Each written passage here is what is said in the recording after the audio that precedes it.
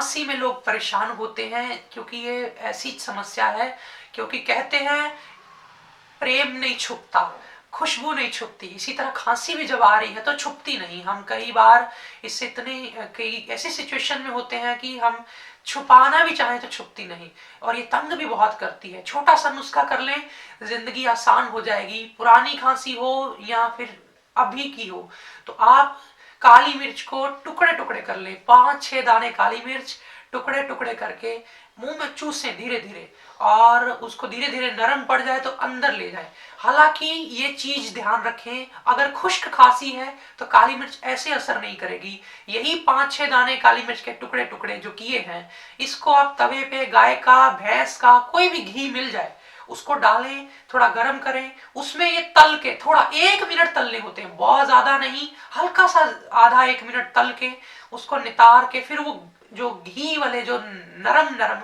वो काली मिर्च के जो दाने हैं कड़क कड़क से करारे हो जाते हैं, उसको चूसें। तो खुश्क खांसी, जब गला खुश्क हो रहा है, चाहे वो बलगम वाली खांसी की हो, लेकिन जब गला खुश्क हो रहा है तो घी में भून के इस तरह से काली मिर्च यूज करें। और अगर खांसी बलगमी है, गले में भरा पड़ा है कफ, तब ये सूखे ही दाने आप चूस सकते हैं टुकड़े टुकड़े करके। करना क्या है, चूसने के बाद घंटे आधे घंटे बाद फिर निगल जाए, अंदर ही निकल जाए। वो खांसी की दवाई थोड़े थोड़े अंतराल बाद लेनी होती है, बार बार लेनी होती है, तो ही असर करती है। कभी ये नुस्खा कर लिया, सुबह दोपहर को थोड़ा अदरक शहद चाट लिया, फिर शाम को काली मिर्च चूस ली, फिर रात को अदरक शहद चाट लिया। इस तरह से ये 2-3-4 बार दिन में ऐसे एक एक रिपीट कर करके नुस्खा किया जाए, खांसी में बहुत आराम आ जाता है।